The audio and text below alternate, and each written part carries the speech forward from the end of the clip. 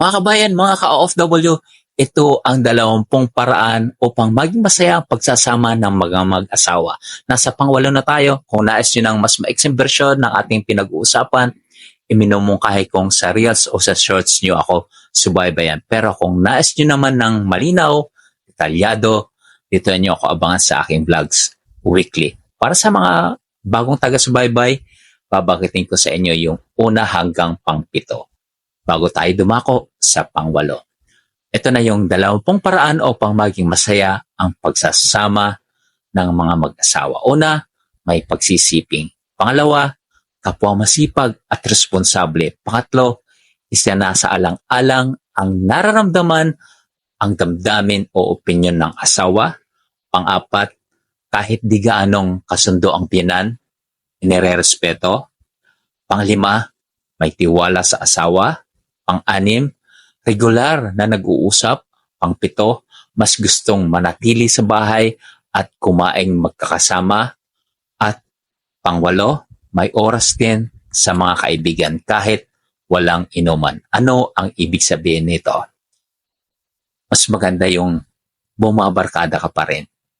Pero hindi ibig sabihin nun ay napapasama ka na. Although na wala namang masama, kaya lang kung masamang ehemplo o bad influence, syempre, papayagan mo ba ang isa sa pamilya mong bumarkada o matutong magbisyo? Obvious naman ang sagot.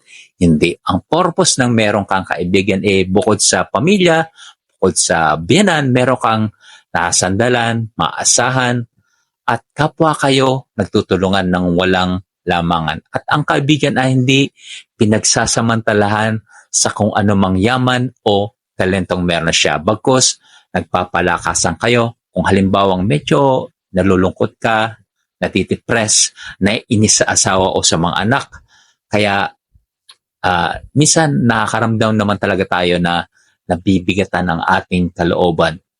At di naiiwasan yan. Kaya bukod sa mahal nating biyenan, nandyan ang kaibigan. May isang libro ko na nabasa na kailangan daw meron tayong sari-saring kaibigan. May kaibigang mayaman, may kaibigang mahirap, at kaibigang tama lang ang estado. Yung nasa middle class lang.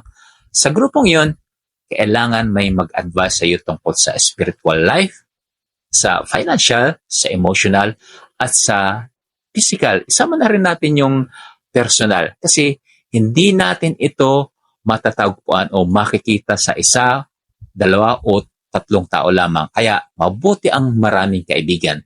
Kahit bihira kayong magpangita, yung tipong pati asawa at mga anak nyo, hirap na hirap kayong awatin at paghiwalayan dahil sa sarap ng inyong kwentuhan. Kulang na lang, latagan kayo ng banig. At ang pang-9, inaalaw at nauunawaan kung bakit nagkakamali ang asawa at anak. At ito, katakot-takot na pang-unawa at pasensya ang gagawin mo dito. Susukatin dito ang tibay ng iyong pagkatao. At itutuloy natin itong usapan na ito sa next vlog ko. Mga ka-OFW, nawa may natunan kayo sa araw na ito. Pakisubscribe nyo naman ako or follow and share for more OFW talks and book review. God bless you all.